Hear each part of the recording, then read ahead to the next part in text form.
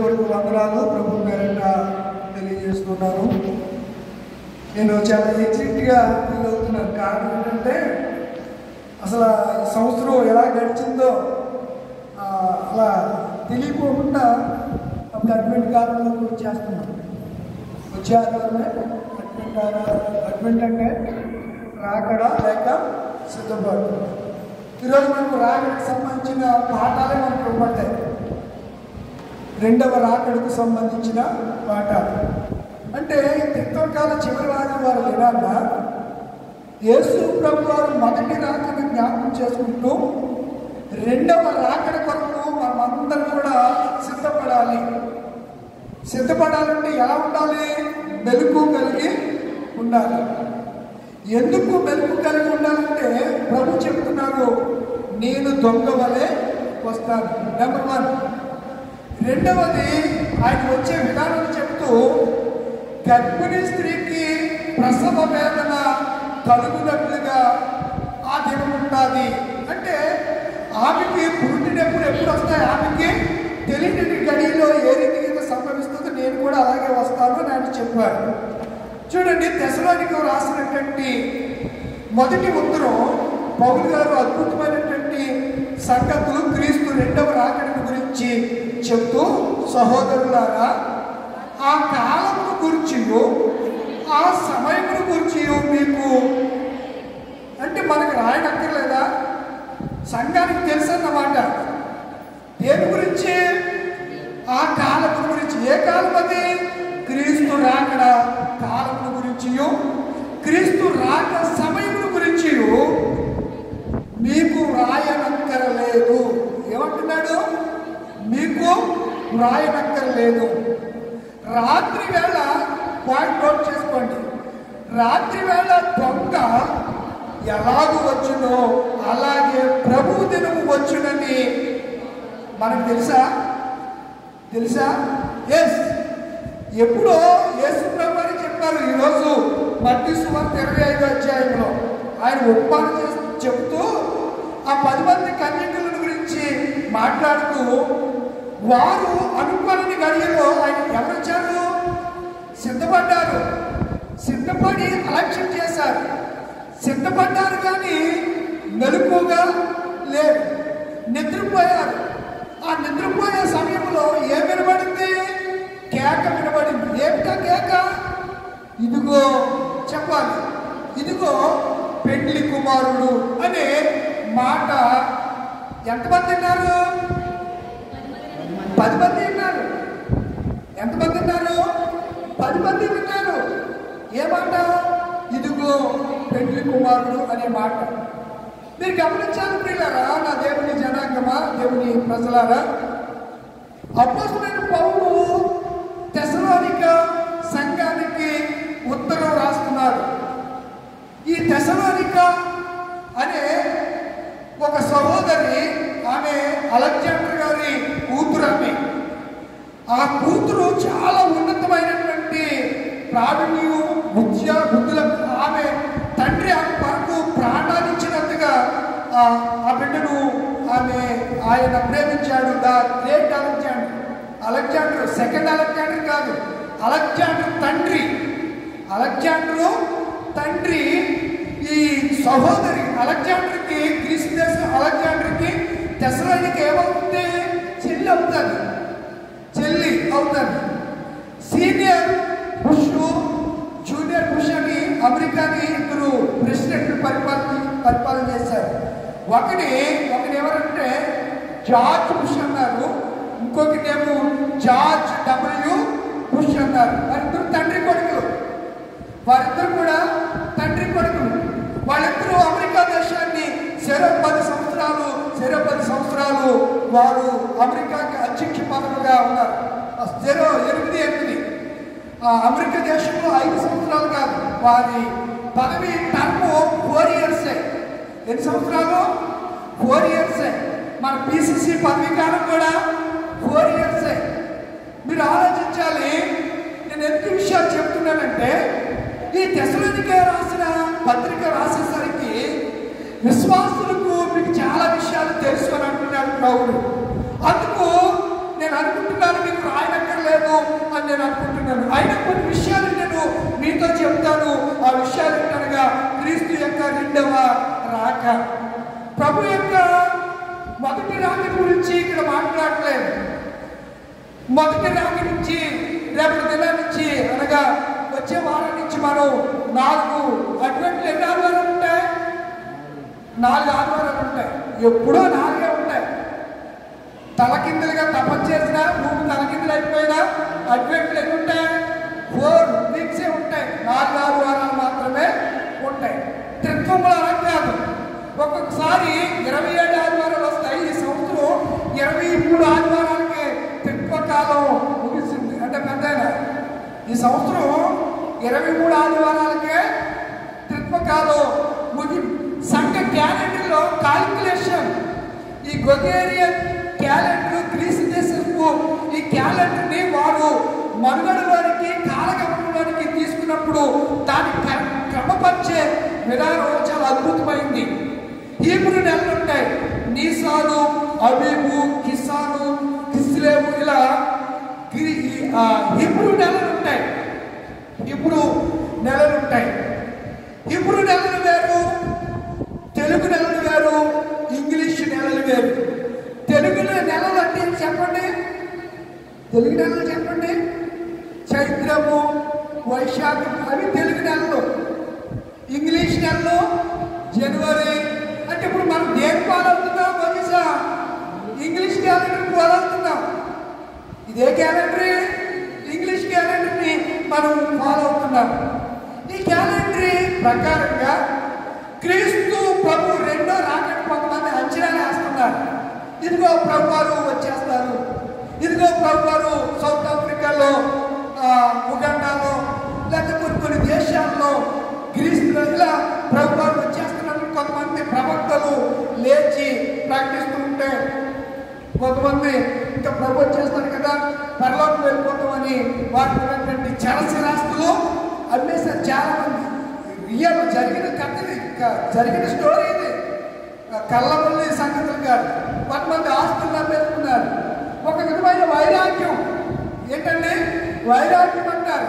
అంటే ఎందుకు ఈ భూమి మీద ప్రభు వచ్చేస్తాడు కదా, ప్రభుత్వం ఆ లోకంలోకి వెళ్ళిపోతాం. అక్కడ ఆకలి ఉండదు, దప్పిక ఉండదు, కన్నీరు ఉండవు, కష్టాలుండవు, వ్యాధి ఉండదు, బాధ ఉండదు. ప్రభుని చూడొచ్చు, బంగారు వీధుల్లో తిరగచ్చు, ఆ మహిమ కలిగినటువంటి రాజ్యంలో వేవేల కోటాను కోట్ల పరిశుద్ధులతో ఉండొచ్చని కొంతమంది ఏం చేశారంటే తమ చరస్థిరాస్తుల్ని అమ్మేసుకున్నారు. కానీ వారు ప్రకటించిన తేదీల్లో కానీ వారు చెప్పిన గడియల్లో కానీ ఎవరు రాలేదు? యేసు ప్రభు వారు రాలేదు. అసలు ఎప్పుడు వస్తాడో యేసుకే తెలియదు. అది తండ్రి చిత్తంలో ఉంది. అందుకే ఈ విషయాలు ఇప్పుడు దొంగ ఎప్పుడు వస్తాడో మీకు తెలుస్తుందా? దొంగడే మన ఇంట్లోకి దోచుకుంటాక ఎప్పుడు వస్తాడో మనకి ఎలా తెలుస్తుంది? తెలుస్తుందా?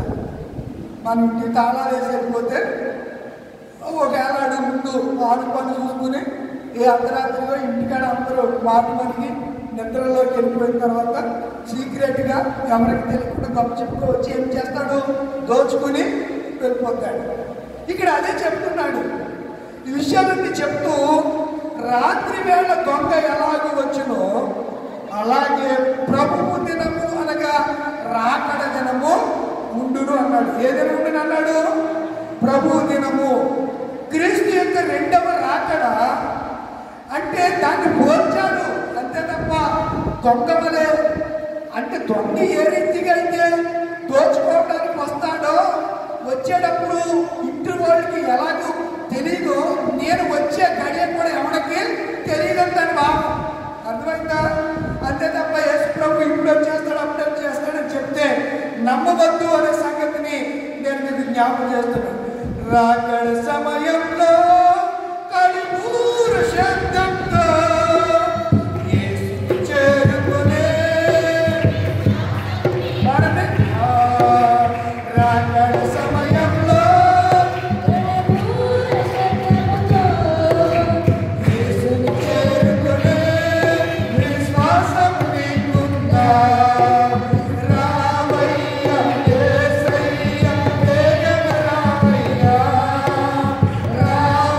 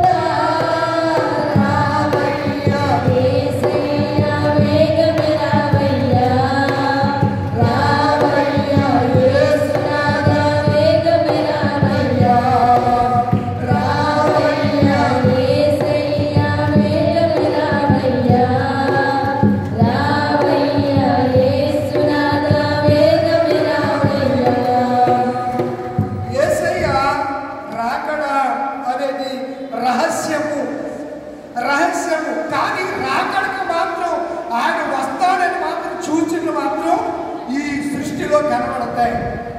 సూర్యుడు ఏమైపోతాడు? ఎరుపైపోతాడు. చంద్రుడు నలుపైపోతాడు. నక్షత్రాలు రాలుతాయి. కరువులు, యుద్ధాలు సంభవిస్తాయి. భూకంపాలు సంభవిస్తాయి. ఎన్నో మనుషులు ఒకరి మీద ఒకరు ద్వేషించుకుంటూ ఒకడంటే ఒకడు పడని స్థితిలో ఉంటారు. అత్తకి కోడలికి పడదు, కూతురికి తల్లికి పడదు, తండ్రికి కొడుక్కి పడనటువంటి దినాలు ఇవన్నీ కూడా యేసయ్య రెండవ రాకడకు సూచనలు. దేవుడు నామ స్తోత్రం కలుగుగాక. హల్లెలూయా. యేసు ప్రభువారు చెప్పినటువంటి విషయాలు ఏంటనగా, నేను వస్తాను, కానీ నేను ఎప్పుడు వస్తానో అది రహస్యం. కనుక నేను వచ్చే ముందు మాత్రం ఇవన్నీ కనబడతాయి, ఈ సూచనలన్నీ కనబడతాయని ఆయన యేసు ప్రభు వారు చెప్పారు. ఒకసారి పేతురు రాసిన మొదటి పత్రిక 8వ అధ్యాయము 1వ వచనం నుంచి చదువుకుందాం. ప్రియులారా, పేతురు రాసిన రెండవ పత్రిక 3వ అధ్యాయము 8వ వచనం నుంచి. ప్రియులారా, ఏమనగా ఎంత చక్కగా మాట్లాడుతున్నాడండి. రాసింది ఎవరు? పత్రిక రాసింది పేతురు పత్రిక అమ్మా. యేసు ప్రభు శిష్యుడు. మెలుకుగా ప్రార్థన చేయమంటే నిద్రపోయిన శిష్యుడు. యేసు ప్రభు వారు ఏం చెప్పారు పేతురుతో? చెప్పండి మెలుకుగా. ఇప్పుడు యేసు ప్రభు చెప్పిన ఉపమానంలో కూడా వాడు మెలుకుగా ఉండమన్నాడు, చెప్పమన్నాడా? ఇది అలాగే వేరు పెట్టుకుని అలా ఉంచుకోండి. మత్తయి సువార్త 24వ అధ్యాయం. మత్తయి సువార్త 24వ అధ్యాయం చూడండి. మత్తయి సువార్త దాన్ని అలా ఉంచండి.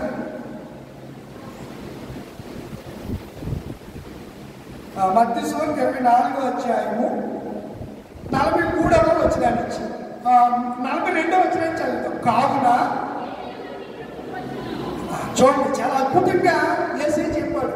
ఏ దినమున మైకులో చదివితే బాగుంటుందేమో కదా.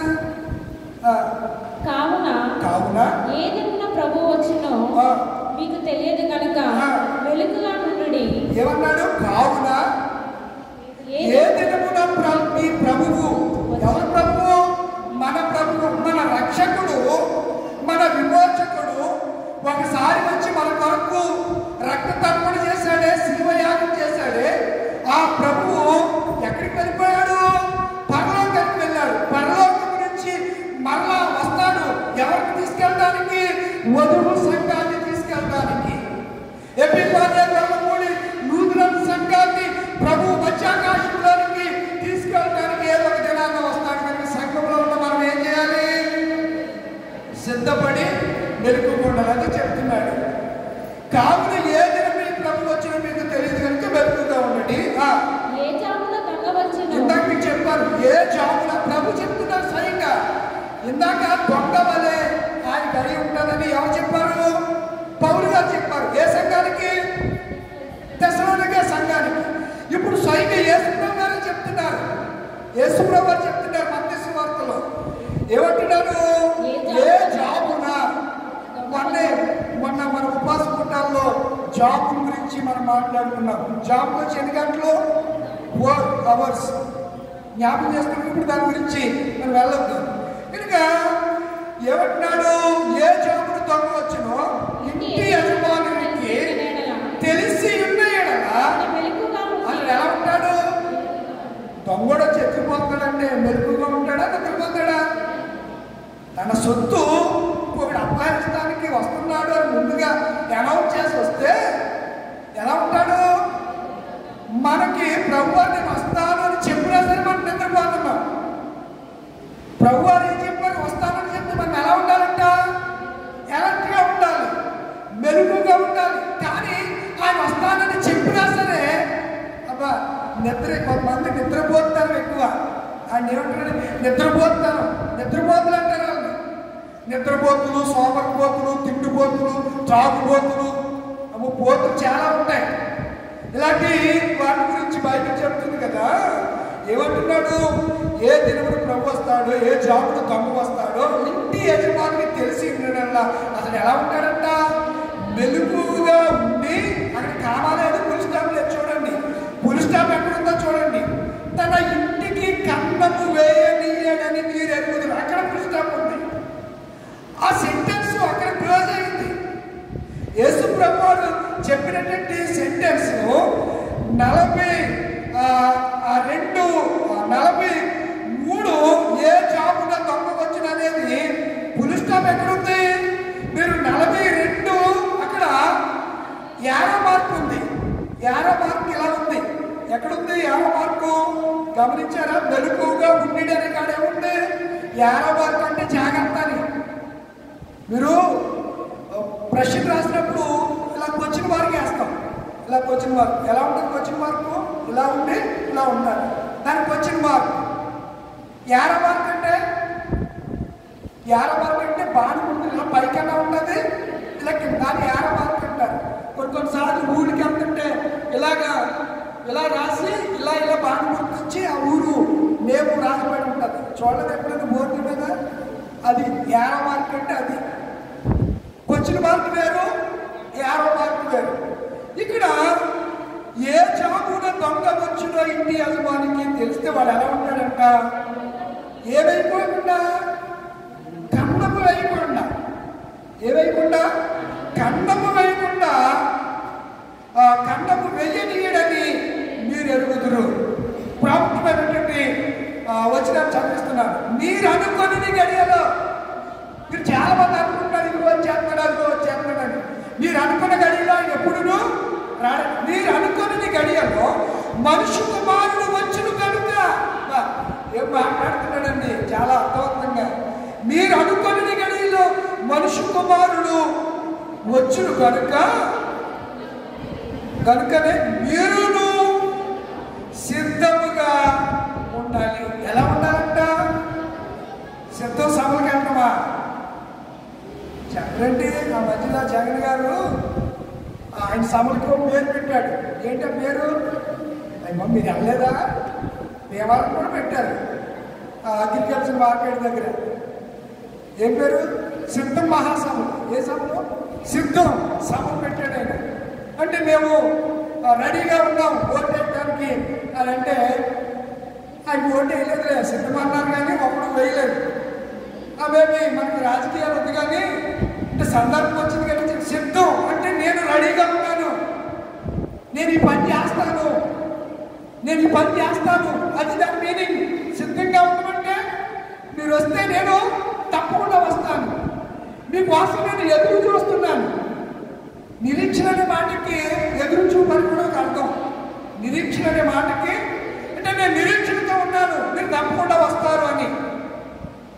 యేసు ప్రభువు వారు ఒకవేళ మనుషులు మాటించి రాకపోవచ్చేమో, సమయం కుదరలేదు, లేదా అది లేదు, అనారోగ్యం వచ్చింది, బాగోలేదు, ఇంట్లో పరిస్థితులు బాగోలేక రాలేకపోయామని సాకులు చెప్తారేమో కానీ యేసు ప్రభు వారు అలా చెప్పేవారు. పెండ్లి విందుకు రండి అంటే వాళ్ళు ఏం చెప్పారు? సాకులు చెప్పండిరా, ఎన్న మాటలే. ఏమన్నాడు ఒకడు? ఏమన్నాడు? ఎట్లు కొట్టుకున్నాడు అంట. ఎన్ని జతలు? 5 జతలు మోసేసా. మీరు పాఠాలు విన్నారు కానీ మర్చిపోతున్నారు ఆయన. మీరు ఈరోజు పాఠానికి సంబంధించినవి పిలిచాడు ఆయన. దేనికి? పెండ్లి విందుకి పిలిచాడు. కుమారుడికి వివాహం చేసి గొప్ప విందు చేయడానికి పిలిస్తే వాళ్ళందరూ కూడా ఏం చెప్పారంట? ఒకడు 5 జతలు ఎట్టుకోడు. ఇంకొకటి ఏమన్నాడు? నేను ఒక స్త్రీని.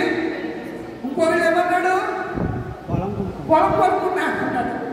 గుర్తుండాలి. చాలా సింపుల్ పదాలు, ఏమీ పెద్ద ఏదో 4 తిరగని పదాలే కాదు. చాలా సింపుల్గా మనం యాదృచ్ఛికంగా కూడా మాట్లాడే పదాలండి.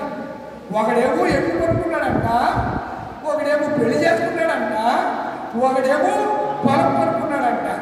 యేసు ప్రభువు వారు రాకడ సూచనలు లూకా సువార్త 17వ అధ్యాయంలో చెప్తూ అంటాడు, అవి నోవాహు దినాల వలె ఉండును, అవి లోతు దినముల వలె ఉండును అని అన్నాడా లేదా? చూడండి ఒకసారి యేసు ప్రభు రాకడ దినాల గురించి లూకా సువార్త 17వ అధ్యాయంలో చూడండి. మరియు ఆయన తన శిష్యులతో ఇట్లా నేను మనిషి కుమారుని దినములలో ఒక దినము చూడవల్లని మీరు కోరు దినములు వచ్చిన కానీ మీరు ఆ దినమును చూడరు. అమ్మ అక్కడ దాకా మనకి 26 వచ్చిన చదివే డైరెక్ట్ గా మనకి షిక్ అయిపోతుంది. నోవాహు దినములలో జరిగినట్లు మనిషి కుమారుని దినములలో జరగను. అంటే యేసయ్య రాకడ దినములలో జరుగును. నోవాహు దినాల్లో ఏం జరిగింది చెప్పాలి. నోవాహు దినాల్లో ఏం జరిగింది? నోవాహు అన్నాడు, ఇదిగో జలప్రలయం వచ్చేస్తుంది, నన్ను యేసయ్య వాడ తయారు చేయమన్నాడు, మీరు అందరూ కూడా ఎందులోకి రావాలి అని ఎన్ని సంవత్సరాల సుమారు చెప్పాడు? నీకు దగ్గర 120 సంవత్సరాలు. ఆదికాండం చదివితే 7వ అధ్యాయంలో ఎన్ని సంవత్సరాలు? 120 సంవత్సరాలు సువార్త ప్రకటించాడు. ఎవరు? నోవాహు. ఎందువరకు? వాడను సిద్ధం చేస్తున్నాను, ఏమొచ్చేస్తుంది? జలప్రలయం వచ్చేస్తుంది. నీకు తెలుసో తెలీదో హిస్టారికల్ ఎవిడెన్స్ ఇప్పుడు కూడా ఉన్నాయి. నోవాహు వాడ అరారాతు పని మీద ఇప్పుడు కూడా అది ల్యాండ్ అయింది. అంటే అది ఎక్కడైతే నీరు తగ్గిపోయినప్పుడు ఏ కొండ అయితే ఆ కొండ దగ్గరికి వెళ్ళి ఇప్పుడు ఆ చెక్కలు చూసి వస్తున్నారు. ఇజ్రాయెల్ దేశం వెళ్ళిపోయాడు. తెలుసా మీకు? ఇప్పటికి కూడా నోవాహు తయారు చేసిన ఏ బాలుతో తయారు చేశాడు ఆయన? చెక్క ఉడ్డు సిద్ధి సాధకము బాలుతో చేశాడు. అది వాటిని పేర్చదు, చెదపట్టదు. అలాంటి కర్రతో ఉడ్డుతో తయారు చేసి ఇది టేకుడ్ అనుకోవచ్చు. అది మామూలుగా ఈ ఏమంటారు సంటర్ చెట్లు ఏమో వాటిని పొరలుగా తీసి చేసే ఉండదు. ఒక్కొక్క దానికి ఒక్కొక్క మెటీరియల్ వాడుతూ ఉంటారు. అర్థమవుతుందా? 120 సంవత్సరాలు సిద్ధపడమని చెప్తే ఒక్కడు కూడా వీళ్ళకి 10 మందికి కూడా తెలుసు సిద్ధపడాలి అని. కానీ వీళ్ళు 5గురిలోనే పరిశుద్ధాత్మ ఉంది, 5గురిలో ఏం లేదు. ఇప్పుడు సంఘాల్లో పరిశుద్ధాత్మ లేని వారే జాబితా ఎక్కువ కనబడుతుంది. పరిశుద్ధాత్మ కలిగిన కొద్దిమంది ఉంటే ఈ పరిశుద్ధాత్మ లేనాడు ఈ పరిశుద్ధాత్మ కలిగినటువంటి సహోదరుని కానీ చూసి ఏం చేస్తున్నారు? హేళన చేస్తున్నారు. భాషను మాట్లాడితే హేళన, ప్రవచనాలు చెప్తే ప్రవచిస్తే హేళన, అన్య భాషలతో ప్రభువుని స్తుతిస్తే హేళన. ఇవన్నీ బైబిల్లో దేవుడు రాకడి దినాల్లో అన్య భాషలతో నన్ను మీరు స్తుతిస్తారని ఆయనే చెప్పాడు. ఎలా స్తుతిస్తున్నాం మనం? ఎలా ఆరాధిస్తున్నాం? అంత్యకాలంలో ఆయన ఆరాధించేటువంటి విధానము ఆత్మతోను సత్యముతోను ఆయనను ఆత్మనగా పరిశుద్ధాత్మ సత్యమనగా వాక్యము. ఈ వాక్యమే సత్యము. ఆది యందు వాక్యము ఉండేను, వాక్యము దేవుడై ఉండేను. ఆ వాక్యమే కృపా సత్య సంపూర్ణుడిగా మన మధ్య నివాసము చేదు. వెలుగైనటువంటి వాక్యము, జీవమైనటువంటి వాక్యము. ఆ వాక్యము మన మధ్యన ఉన్నా సరే మనం చాలా నిర్లక్ష్యంగా ఉంటున్నాం. 3 దినాలు ఉపవాసం ఉంచిన సభలు ఆ వచ్చిన వాళ్ళు తప్పితే చక్కగా గంభీరంగా దేవుడు గొప్పగా జరిగితే సంఘంలో ఉడికే 20 మంది 30 మంది వచ్చారంతే. నిర్లక్ష్యం. సువార్త అంటే లెక్కలేనితనం. అప్పుడు తలుపు కొట్టాక తలుపు వేసేసాక అయ్యా మేము వచ్చాం తలుపు తీయమంటే తీస్తాడాయన ఆయన అన్నాడంట. ఆ 13వ వచనంలో 25:13లో అక్రమం చేయవారులారా మీరెవరో నాకు తెలియదు అన్నాడంట. ఏమన్నాడు? మీరెవరో నాకు తెలియదు. మీరెవరో నాకు. ఎంత భయంకరం ఉండి ఇన్ని సంవత్సరాలు ఎంత బతుకుతుందంట. అలా ఉండకూడదు. మనము క్రీస్తు పిల్లలు, రారాజు బిడ్డలు. మనం ఎవరి బిడ్డలు? రారాజు బిడ్డలు. కనుక ఈ రాకడ గురించి ఈ సంగతులన్నీ చెబుతూ అవి నోవాహు దినవల్లే వాడలోనికి వెళ్ళిన దినము వరకంట. ఏం మాట్లాడతాడు చూడండి. ఎక్కడికంట? ఈ 80 వాడలోనికి వెళ్ళే పర్యంతం కూడా వాళ్ళకి ఎంతమంది వెళ్ళారు చెప్పాలి.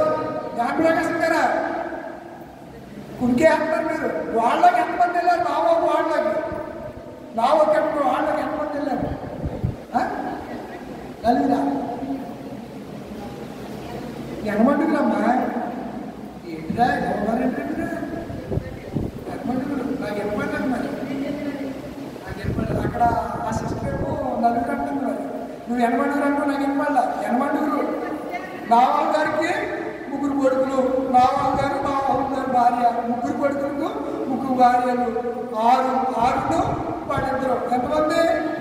వీళ్ళంటే ఎనమండుగురు. ఎక్కడ దాకా వెళ్ళేదాకా ఈ జనాలు తింటున్నారంట. వాడలు అక్కడ రాశారు చూడండి. నావా వాడలోనికి వెళ్ళి దినము వరకు జనులు తినొచ్చు త్రాగుచ్చు. ఇప్పుడు తాగుడు ఎక్కువైపోయిందండి. బాగానే ఏమి ఎక్కువైపోయింది? తాగుడు ఎక్కువైపోయింది. విపరీతంగా తాగేస్తున్నారంతే. సీసాలు ఏ బాల్ షాపుల దగ్గర కూర్చున్న జనమే,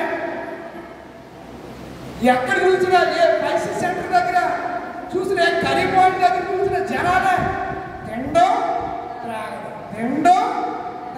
తాగడం ఇదే అయిపోయింది. మరి నవ్వేమంటాడు? మీరు మెరుగుగా ఉండరా బాబు, తిండిపోతులుగా, త్రాగుబోతులుగా, నిద్రపోతులుగా, సోమటిపోతులుగా ఉండొద్దు. ఎందుకన్నాడంటే నేను దొంగవలే ఇక్కడ అంటున్నాడు కదా. వారంట తినుచు త్రాగుచు, మంచినీళ్ళు తాగితే పర్లేదు, మంచినీళ్ళ గురించి అయితే కాదు అక్కడ రాసింది. అర్థమవుతుందా? మంచినీళ్ళ గురించి కాదు అక్కడ.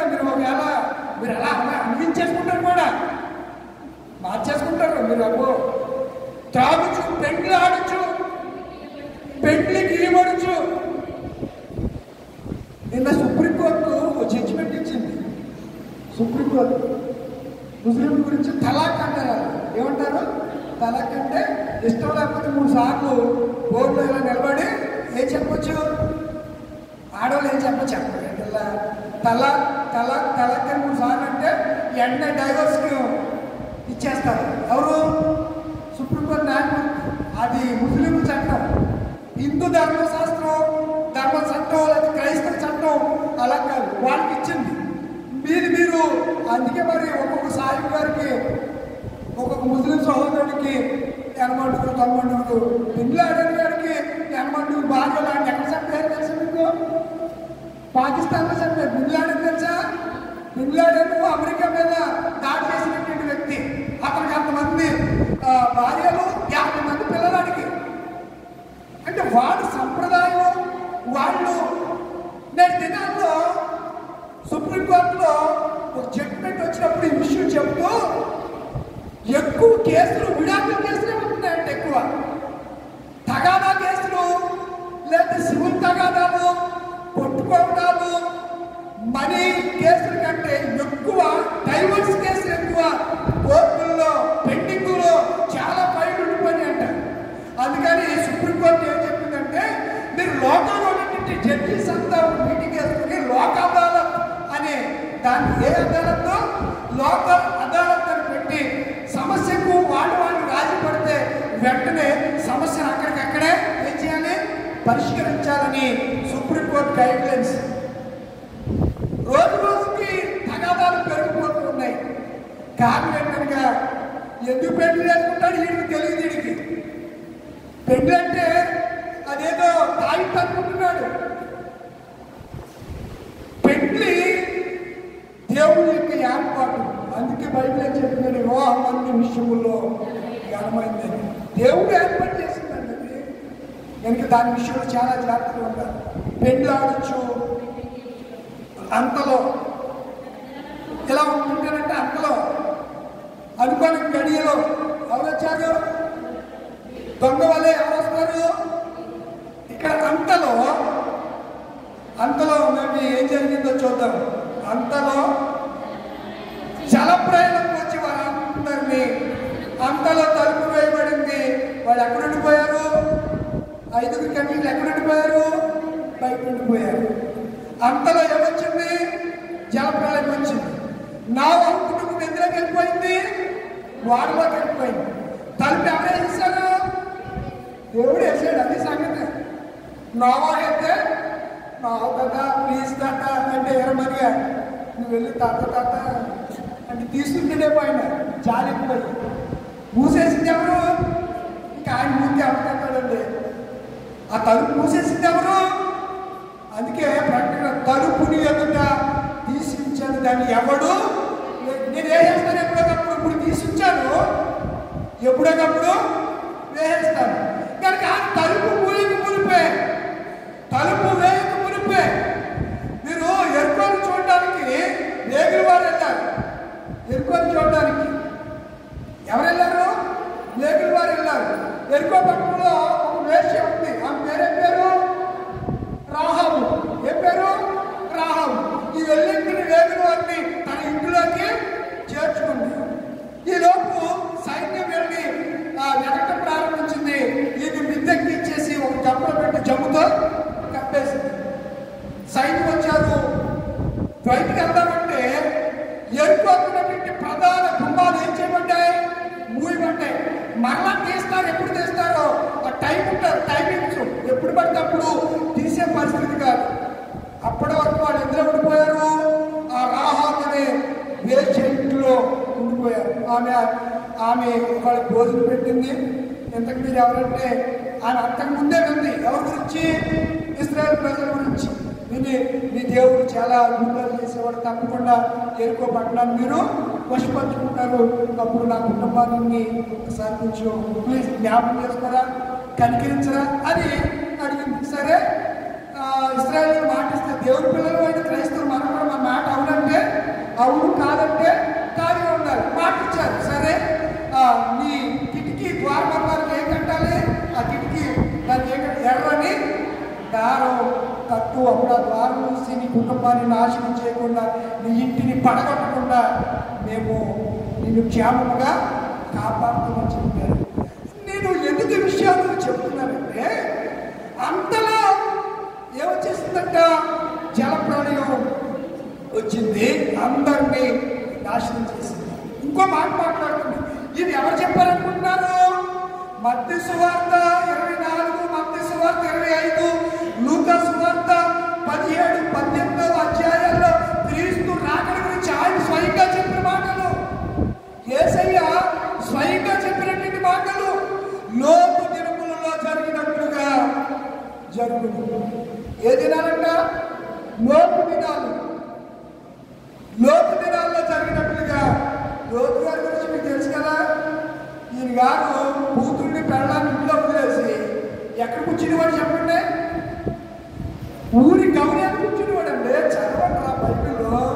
ఎక్కడ కూర్చునేవాడు? ఒక తండ్రిగా నీ పని అయిపోయిన తర్వాత నువ్వు ఎక్కడ కూర్చోవాలి?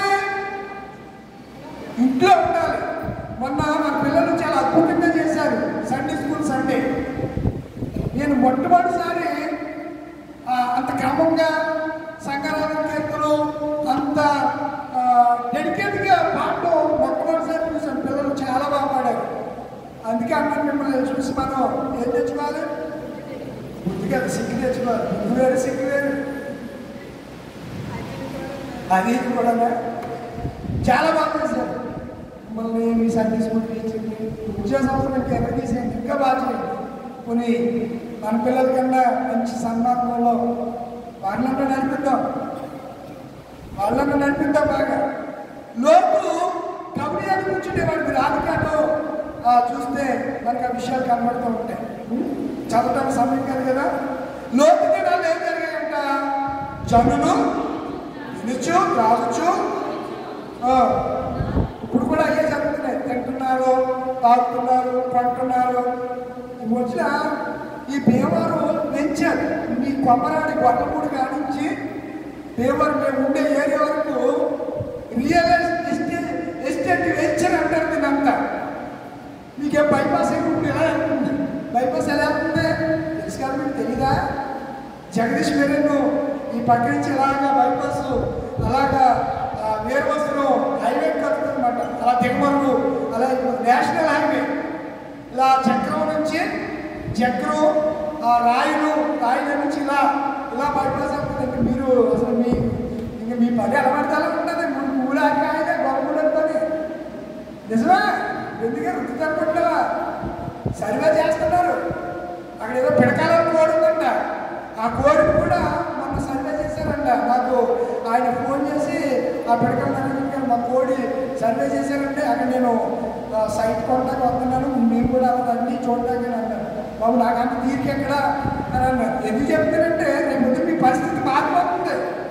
మీరు ఇప్పుడు ఎలా ఉన్నారు కదా, ఇప్పుడు మీ కొలమూడిలో అప్పుడు వేసి 10 లక్షలు వస్తుందా అందులో చెప్పవసరం, ఇప్పుడే ఉండే ఉంటారు 3 లక్షలు అంతా ఉండి ఉంటారు. ఇప్పుడు జరిగి అన్నీ చూడండి, అమ్మటం కొనడం, నారు నాటడం, ఇల్లు కట్టు చూడండి. అయితే లోతు సొదొమ విడిచిపోయిన దినము ఆకాశము నుండి అగ్ని గంధములు కురిసి వారందరి నాశనం. ఆ ప్రకారమే ఆ మాట 30 వచ్చిన చూడండి, అందరూ చూడండి చాలా జాగ్రత్తగా. ఆ ప్రకారమే మనుషు కుమారుడు ప్రత్యక్షమగు దినము. నేనేం చెప్పట్లా, వాక్యం చెప్తున్నా. ఇలాగా ఎప్పుడు జరుగుతాయంట? యేసు ప్రభు వారు. అందుకని మనం ఎలా ఉండాలి? మెలుగుగా ఉండాలి. ఇప్పుడు రండి పేతురు రాసిన పత్రిక, వదిలేయమంటున్నారేమో. పేతురు రాసిన పత్రిక సమయం అయిపోతుంది. మర్చిపోయారు కదా మనం, ఓ సంగతి మర్చిపోయాం. ఏ సంగతి అది? క్రీస్తు యొక్క రాకడని మర్చిపోయాం. అందుకని ఒకసారి మన పేతురు గారు మనం జ్ఞాపకం. ప్రియులారా ఒక సంగతి మర్చిపోబడి యాలయనగా ప్రభు దృష్టికి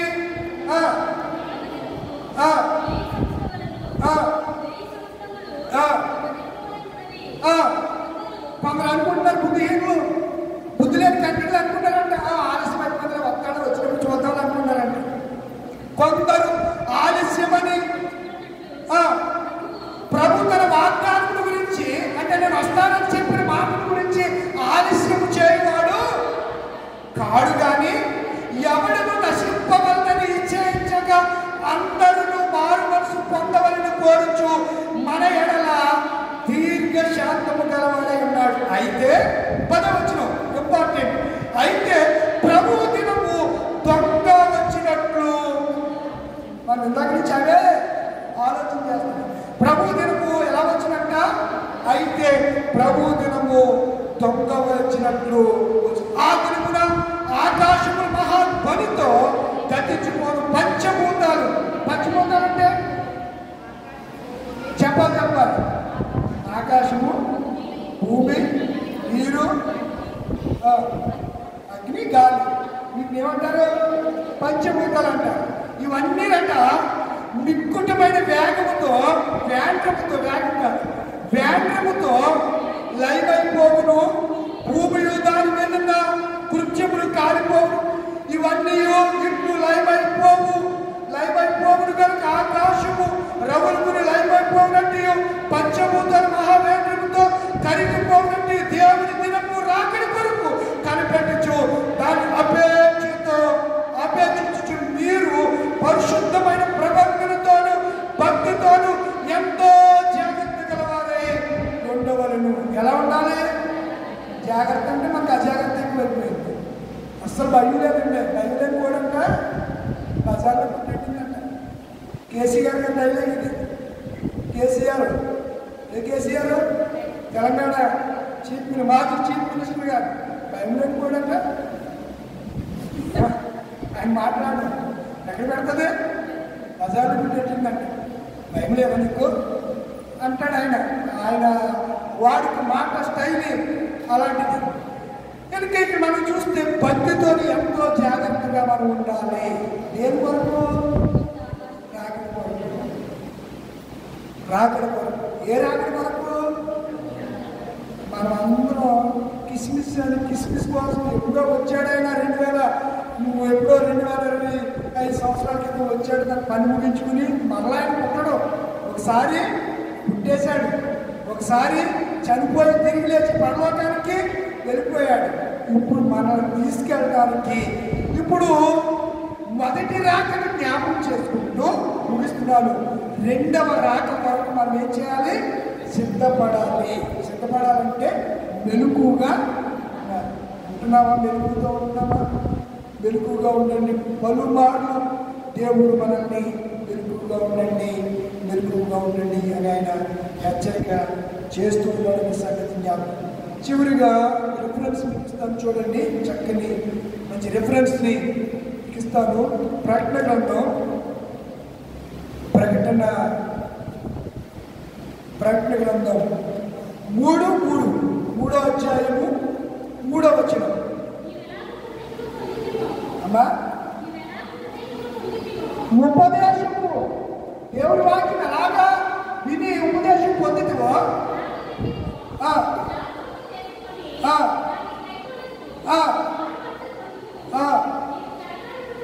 నీవు జాగరూకుడు అంటే మెరుగుగా ఉండని ఎడలా ఎలా ఉంటాడంటే ఆయన ఎలా ఉండాలి? మనం నిద్రపోతులుగా సోమపోతులుగా ఉండాలా? ఏమంటున్నాడు? జాగరూకుడుగా ఉండాలి, మెలకువగా ఉండాలి.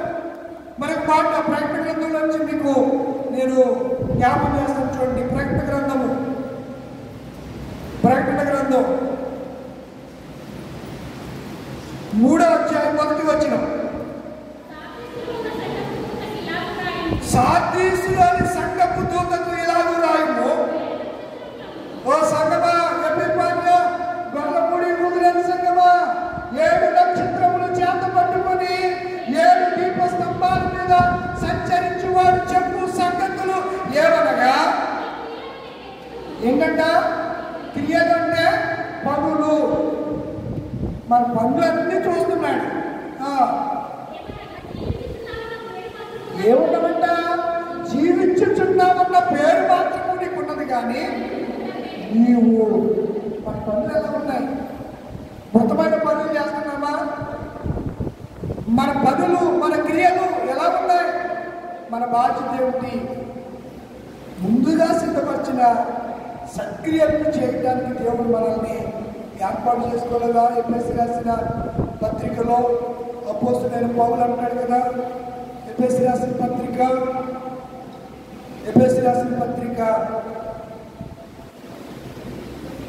2వ అధ్యాయము 10వ వచనం. మరియు వాటి యందు మనకు నడుచుకోవాలని దేవుడు ముందుగా సిద్ధపరిచిన సక్రియలు చేయటకే మనకు క్రీస్తు యేసునందు సృష్టించబడిన వారమై ఆయన చేసిన పని అయి ఉన్నాము. ఆయన మన మనం చేయటానికి ఎంతో కష్టపడ్డాడండి. తన చేతుల నైపుణ్యతను బట్టి చక్కని ముక్కునిచ్చాడు, చక్కని ఫేసునిచ్చాడు, చక్కని చేతునిచ్చాడు, చక్కని ప్రతి అవయవము దేవుడు తన మహిమ కొరకు ఇచ్చడానికి సజీవ యాగముగా ఈ శరీరములను దేవులకు సమర్పించి మనం ఎలా ఉండాలి? వెలుగుబడి. ఎందుకు ఉండాలి? ముగిస్తున్నాడు. ఎందుకు ఉండాలి?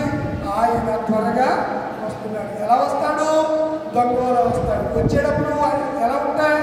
లోతు దినాలు వలె ఉంటాయి. వచ్చేటప్పుడు ఎలా ఉంటాయి? నోవహు దినాలు లాగా ఉంటాయి. కనుక మనం ఎలా ఉండాలి? మెరుగుగా ఉండాలి. ఈ 10 మంది కన్యకులు 5 మాత్రమే ఆయిల్ ఉంది, అనాయింటింగ్ అంటే అభిషేకం ఉంది. పరిశుద్ధాత్మ ఎంతమందిలో ఉంది? 5లో. ఏలన్నారు? అమ్మువాడి దగ్గరికి వెళ్ళి కొనుక్కోండి అన్నారు. పరిశుద్ధాత్మ కొనుక్కోగలమా?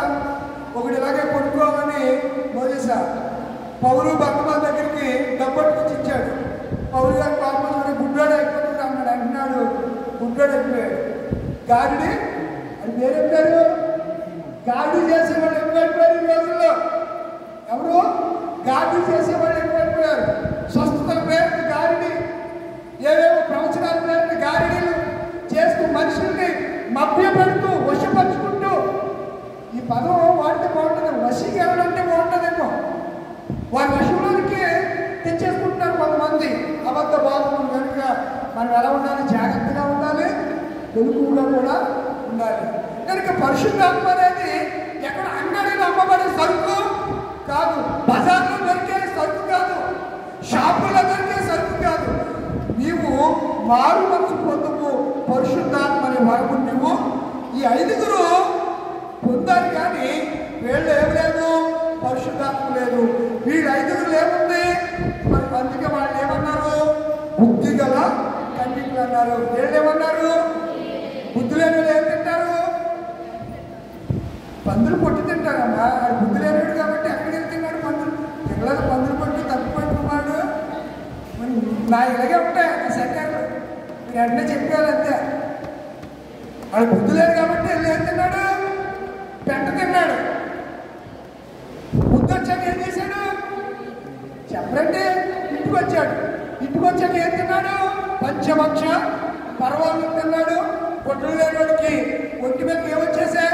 ప్రశస్తమైన వస్త్రాలు వచ్చేసాయి. వేలికి ఉంగరం లేకపోతే వేలికి ఏమొచ్చేసింది? ఉంగరం వచ్చేసింది. కాళ్ళకి చెప్పులు లేకపోతే కాళ్ళకి ఏం తొడిగేశారు? చెప్పులు తొడిగేశారు. అబ్రాహాన్ని ఏం చేశారు? అందరూ కలిసి తినేశారు. ఇది అనుకుంటున్నారా? అక్కడ అలాగే ఉంది. ఏమనుంది? కొమ్మిన గోడను వదిలించి అంటే నేను జోక్యాన్ని మీకు నమ్మచ్చు ఉంటుంది. మరి అబ్రాహం గారు కూడా అదే చేశాడు. దేవతలకి దేని కొట్టేసేసి తిప్పించాడు. గోడనే అవును మందలోకి వెళ్ళి ఒక పెయ్యిని పట్టుకొచ్చి కోసి ఎవరికి పెట్టేశాడు? దేవతలకు పెట్టాడు బాబు. ఎవరికి? దేవతలకి పెట్టేసిన తర్వాత ఇంకా మేము చదువుకుంటున్నాం, మీ తమ్ముడు పని చూస్తాం అని అనేది బాబు వాళ్ళకి అన్నప్పుడు ప్రాధాన్యపడ్డాడు. వేరే విషయం కానీ నేను ముగిస్తున్నాను. వారిలో ఏం లేదు? బుద్ధి లేదు. అంటే ఏం లేదంటూ పరిశుద్ధాత్మ లేదు. ఏం లేదు? ఇంకా సంఘంలో పరిశుద్ధాత్మలు ఏమి కట్టొచ్చినట్లుగా కనపడుతున్నారు. పర్వం పాడి ఈ రాష్ట్రంలో సెలవు తీసుకున్నారు. అంచకల అభిషేక